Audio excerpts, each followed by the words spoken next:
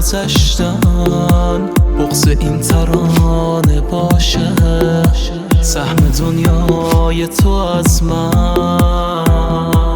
حتی دردامم شبیه تو نبود واسه یه ساعت. گفتی میری بی تفاوت، گفته بودم سخت عادت.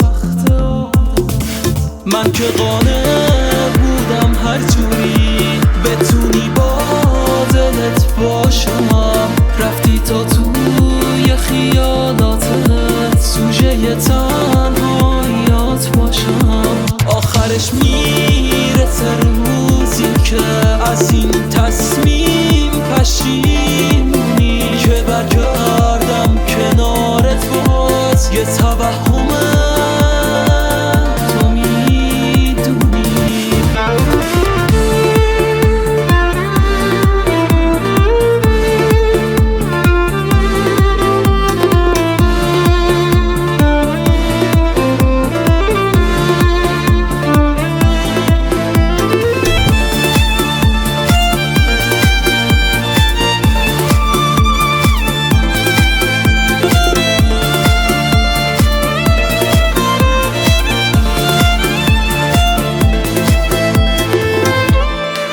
عادتت شدم گذشتی از من و دل با پسی هام. زل زدی توی چشمامو گفتی به یادت نمیام.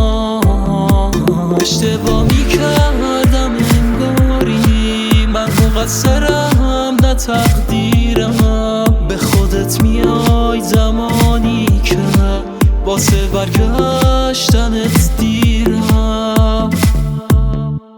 من که قانع بودم هر جوری بتونی با دلت باشم، رفتی تا توی خیالاتت سوژه تنهاییات باشم.